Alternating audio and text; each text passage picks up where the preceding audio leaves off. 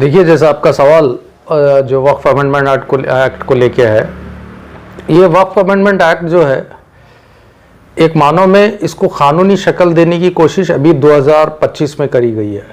लेकिन वक्फ ज़मीनों को जिस तरीके से गवर्नमेंट ग्रैब कर रही है, इलीगल कब्ज़ा कर रही है, ये काफ़ी पुरानी तारीख़ है। अब आप इसको 2021 से अगर आप देखते जाएंगे तो आपको डिटेल मिलेगा कि कितने वक्फ ज़मीनों को इस बीजेपी हुकूमत ने गैर क़ानूनी तरीक़े से कब्ज़े किए हैं। मैं चंद आपको चीज़ें बता दूं, जैसे दिल्ली की 123 वक्फ साइट्स जो 2023 में गवर्नमेंट ने कब्ज़ा किया, वो क्या गवर्नमेंट की प्रॉपर्टी थी? क्या गवर्नमेंट ने डोनेट किया था वो लैंड? हाँ, डोनेट करने वाले मुसलमान किसके लिए दिए? Socio economic development of Muslims. लेकिन आज क्या हुआ? 123 साइट्स, 123 वक्फ साइट्स गवर्नमेंट ने टेक ओवर कर लिए। कब? अब ये कानून बना नहीं था।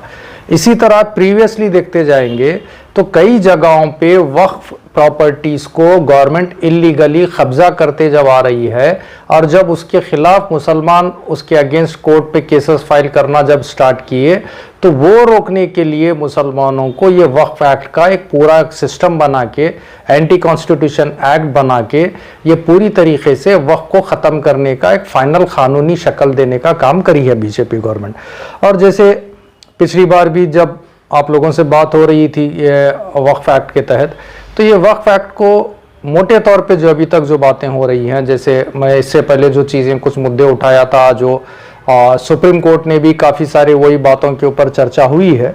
लेकिन इसके साथ साथ और एक जो है, जो वक्फ बाय यूज़र, तो अभी अब सब पब्लिक में, आवाम में, अब जनता में आम हो गई है बात कि वो मुद्दा क्या है।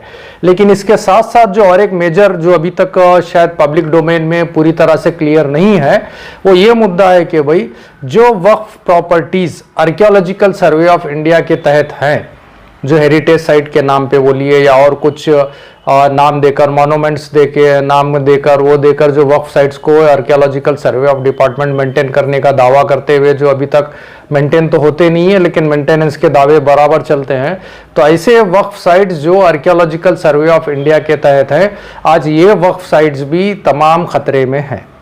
ये एक्ट सिर्फ महदूद ये नहीं है कि भाई कुछ जगहों पे बीजेपी गवर्नमेंट लैंड एक्वायर करेगी, कब्जा कर लेगी, कब्रस्तान ख़त्म हो जाएंगे, ये तो होना ही है। लेकिन इसके साथ साथ जो हैं, जो आसार क़दीमा आर्कियोलॉजिकल सर्वे ऑफ इंडिया के तहत जो वक्फ प्रॉपर्टीज़ हैं, ये सारे प्रॉपर्टीज़, चाहे आपके मसाजिद हैं, बारगाहें हैं, जो भी हैं, ये सारे मसाजिदों को ताला मार दिया जाएगा। अगर आप इसका नमूना देखना चाह रहे हैं तो आप न्यूज़ में उठा के देखिए, मस्जिद क़ुव्वतुल इस्लाम जो कुतुब मीनार कॉम्प्लेक्स में आती है, उसके लिए क्या आज नमाज की पाबंदी लगाई गई या नहीं गई, ये तहक़ीक़ कीजिए। उसी तरह ताजमहल के मस्जिद के मामले में देखिए, क्या वहाँ पे नमाज की पाबंदी लगाई गई या नहीं गई। इसी तरह आपके भी शहरों में काफ़ी जगहों पे आर्कियोलॉजिकल सर्वे ऑफ इंडिया के तहत काफ़ी सारे मसाजिद हैं। तो ये मसाजिद को आबाद रखना है तो ये क़ानून के ख़िलाफ़ हमको खड़ा रहना है। अब जैसे अक्सर बोला जाता है कि भाई ये गवर्नमेंट की नीतियों को समझने के लिए इसकी विचारधारा को समझना है। जब ये गवर्नमेंट की नीति और विचारधारा, जब हम सबको पता है कि संविधान को मानने वाली सरकार नहीं है, तो ये सरकार से उम्मीद करना कि ये संविधान के दायरे में काम करेगी या संवैधानिक कानून बनाएगी, तो ये जनता की गलतफहमी रहेगी। आज जो ये वक्फ कानून बना है, ये सरासर कॉन्स्टिट्यूशन को ख़त्म करने के तरफ ये और एक कदम है। इस देश की जनता के कॉन्स्टिट्यूशनल फंडामेंटल राइट्स को ख़त्म करके, कॉन्स्टिट्यूशन को ख़त्म करने की जो विचारधारा है आरएसएस बीजेपी की, ये उसका एक और एक मजबूत कदम आगे बढ़ाया है। तो इस मुल्क में अगर कॉन्स्टिट्यूशन को हम रखना चाहते हैं, अपने कॉन्स्टिट्यूशनल राइट्स को बचाना चाहते हैं, तो इस हुकूमत के ख़िलाफ़ तो हमको खड़ा रहना है। अब जिस तरीके से अभी बात हो रही है कि भाई ठीक है, एक सिस्टम है, लीगल चैलेंजेस भी उसको करना था, लीगली चैलेंज किया गया है, लेकिन हम साथ में ये नहीं भूलना चाहिए कि यहाँ हुकूमत बनने का जो सिस्टम है एक पॉलिटिकल प्रोसेस है। जो गवर्नमेंट आती है एक पॉलिटिकल पार्टी की आती है, एक पॉलिटिकल आइडियोलॉजी, एक खास आइडियोलॉजी लेके चलने वाले पॉलिटिकल पार्टीज आते हैं। जिस तरीके से ये एक आइडियोलॉजी, हिंदुत्व पॉलिटिकल आइडियोलॉजी लेके जो आती है बीजेपी गवर्नमेंट, ये भी एक पॉलिटिकल पार्टी है चाहे आप उसको आरएसएस का फ्रंट विंग बोलिए, बैक विंग बोलिए, आइडियोलॉजिकल विंग बोलिए या जो भी बोलिए, बीजेपी भी एक पॉलिटिकल पार्टी है जो एक पॉलिटिकल प्रोसेस के थ्रू इलेक्शन जीत के गवर्नमेंट बनाई है। तो यहाँ पे जुडिशियल फाइट के साथ साथ भी हमको पॉलिटिकल फाइट भी ज़रूरी है। जैसे किसानों ने किया था किसान आंदोलन, जो आज़ाद हिंदुस्तान की तारीख का सबसे लंबा चलने वाला एक तहरीक किसान आंदोलन, जो लगातार 1 साल तक चलता रहा और किसानों ने अपनी 800 शहादतें पेश की। उसके बाद जाके वो 3 काले कानून जो बनाई थी इस एंटी कॉन्स्टिट्यूशनल बीजेपी गवर्नमेंट ने, वो तीनों कानून वापस लेना पड़ा।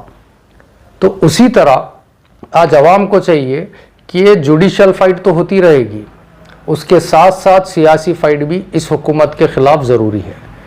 क्योंकि किसानों ने जो रास्ता बताया था, किसानों के साथ कई बार उनके मिनिस्टर, बीजेपी गवर्नमेंट के मिनिस्ट्रियल डेलीगेशंस आते थे, किसान आंदोलन के नेताओं को कन्विंस करते थे कि भाई आप कोर्ट को जाइए, कानून को चैलेंज कीजिए। तो किसान नेताओं का एक अलग ऐलान था कि ये जो कानून बनाया है पार्लियामेंट ने बनाया है, जब बनाने वाला पार्लियामेंट है तो इसको वापस भी पार्लियामेंट ही लेना पड़ेगा। ये चाहे अपने एक पूरे इरादे के साथ किसानों ने जो अपने आंदोलन को कायम रख के 1 साल तक आंदोलन किया, उसी का नतीजा रहा कि बीजेपी गवर्नमेंट अपने घुटने टेक दी और तीनों काले कानून वापस ली। और आज जब वक्फ की बात हो रही है तो वक्फ का मामला देखिए, मैं अक्सर कहता हूँ, जो एक वसीम बरेलवी साहब का बड़ा मशहूर शेर है, उसूलों पर आंच आए तो टकराना ज़रूरी है, बंदा अगर ज़िंदा है तो ज़िंदा नज़र आना ज़रूरी है। आज जिस तरीक़े से मुसलमानों के मजहबी अक़ायद पर, मजहबी मुक़ामात पर, मजहबी तरीक़े पर जिस तरीक़े से बीजेपी गवर्नमेंट ने मुख्तलिफ़ तरह से हमले करने की कोशिश करी है, इसके ख़िलाफ़ हर किसी को खड़ा रहना है। क्योंकि ये बात सिर्फ मुसलमानों की हद तक महदूद नहीं है। ये अगर बीजेपी का वक्फ अमेंडमेंट एक्ट को समझना है तो बीजेपी गवर्नमेंट के लैंड रिफॉर्म एक्ट को भी देखना पड़ेगा। जिस लैंड रिफॉर्म एक्ट का सहारा लेकर 10 लाख आदिवासियों को ये बेघर कर सकती है गवर्नमेंट, तो वही तरीके से वक्फ अमेंडमेंट का एक्ट बनाकर मुसलमानों के मिल्कियत को, वक्फ मिल्कियत को कब्जा करने के लिए ये कानून बनाया गया। अब जिस तरीके से ये एक अजीब तरीके की बात है बीजेपी की कि भाई अगर कोई चैरिटी करना चाह रहा है, डोनेशन देना चाह रहा है तो उसका धर्म देखा जाएगा। अभी जैसा वक्फ कानून में बात कर रही है ना बीजेपी गवर्नमेंट कि भाई अगर कोई वक्फ के लिए अपनी प्रॉपर्टी डोनेट करना चाह रहा है तो उसको 5 साल मुसलमान रहना पड़ेगा। अगर वो 5 साल से मुसलमान है तब दे सकता है। ये बातों को जो है बीजेपी की जो राजनीति है ना, अब बीजेपी गवर्नमेंट बीफ ट्रेडर्स से 200 करोड़ का चंदा लेती है इलेक्ट्रल बॉन्ड्स के नाम पे, पॉलिटिकल डोनेशन के नाम पे, तो उनका भी धर्म देखे। जो 200 करोड़ का चंदा लेती है बीजेपी गवर्नमेंट बीफ ट्रेडर्स से, वो बीफ ट्रेडर्स का भी थोड़ा धर्म जनता को बताए कि किस धर्म के हैं वो लोग। तो ये बीजेपी गवर्नमेंट का जो है कोई ना कोई तरीके से जनता में गुमराही पैदा करना और जनता को लड़ाना, इनकी जो राजनीति है इसको समझना है। इसमें सिर्फ मुसलमानों का नुकसान नहीं है, इसमें सिर्फ दलितों का नुकसान नहीं है, इसमें सिर्फ हिंदुओं का नुकसान नहीं है। जब तक कॉन्स्टिट्यूशन है सबके लिए फ़ायदा है, सबके लिए सुकून है। जो कॉन्स्टिट्यूशन नहीं है तो फिर किसी के लिए सुकून नहीं है, क्योंकि कॉन्स्टिट्यूशन एक ऐसी चीज़ है जो गवर्नमेंट को बांधे रखा है कि उसके दायरे और उसके लिमिट में काम करे। और ये हुकूमत जो जिस तरीके से चलती है, जो कॉन्स्टिट्यूशन के ख़िलाफ़ जाती है। अब जैसे कहते हैं ना, जो कानून के ख़िलाफ़ ज़्यादा काम करता है तो उसको तड़ीपार किया जाता है। तो जब ये हुकूमत जो है कॉन्स्टिट्यूशनल लॉज के तहत काम नहीं करती है तो ये हुकूमत की आइडियोलॉजी सिर्फ तड़ीपार आइडियोलॉजी है। तो ये हुकूमत की राजनीति को भी समझे, इसकी आइडियोलॉजी को भी समझे, तब जाके इस मुल्क को बचाया जा सकता है, इस मुल्क के संविधान को बचाया जा सकता है।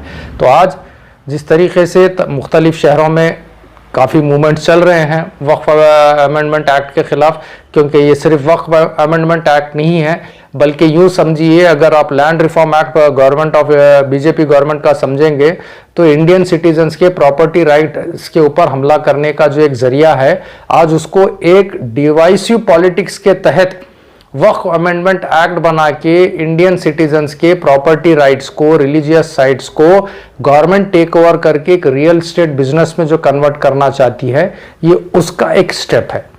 तो हम यही कहेंगे जनता से कि इस कानून को अच्छे से समझें और अपनी प्रॉपर्टी बचाना है, अपने कॉन्स्टिट्यूशनल राइट्स को बचाना है, इस देश के संविधान को बचाना है, तो वक्फ अमेंडमेंट एक्ट को ख़त्म करने के लिए सड़कों पे भी निकल के एहतजाज करते रहना, किसान आंदोलन की तरह डटे रहना, और जब तक ये कानून वापस नहीं होता है वक्फ का बचाओ आंदोलन, वक्फ बचाओ आंदोलन, संविधान बचाओ आंदोलन करते रहना ज़रूरी है। Thank you.